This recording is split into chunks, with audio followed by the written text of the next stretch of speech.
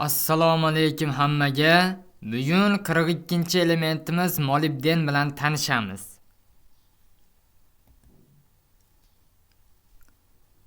Molibden yunoncha molibdos, qo'rg'oshinsimon degan ma'noni anglatadi.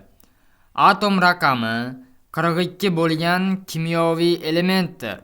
Molibdenning kimyoviy belgisi Mo. 1778-yili Olmon olimi Karl William Ksheli tomonidan kashf etilgan.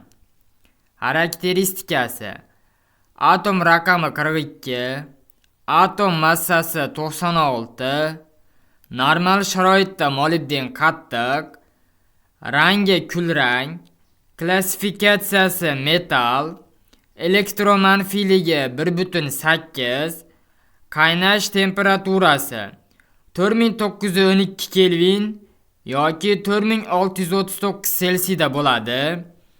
Erish temperaturasi 2896 Kelvin yoki 2623 Selsiyda bo'ladi.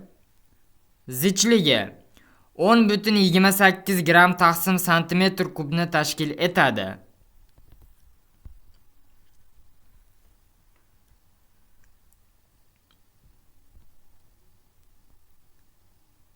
Endi bu yoqqa o'tadigan bo'lsak, rasmini ko'rsak,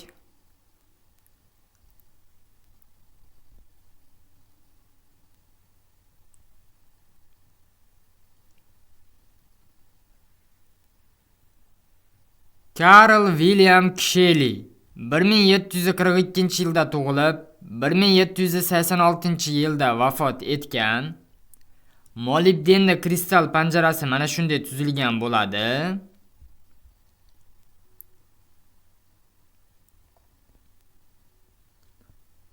Endi bu yoqqa o'tadigan bo'lsak, molibdenning kimyoviy belgisi Mo, atom tartib raqami 42, nisbiy elektromanfiyligi 1.8, atom massasi 96, elektron konfiguratsiyasi 4d5 5s1 ni tashkil etadi. Tasviriga o'tadigan bo'lsak, tasvirida mana shu molibden massasi 4 gram, sofligi 99.95% ni tashkil etadi.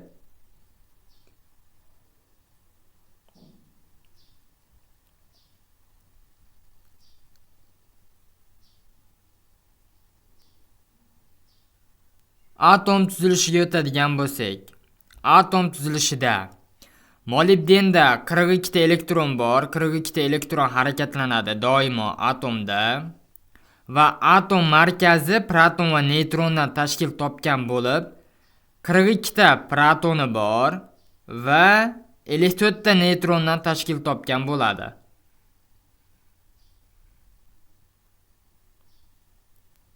Mana ko'rishimiz mumkin. Bugun molibden haqida o'rganadigan ma'lumotlarimiz shulardan iborat edi. Rahmat hammaga.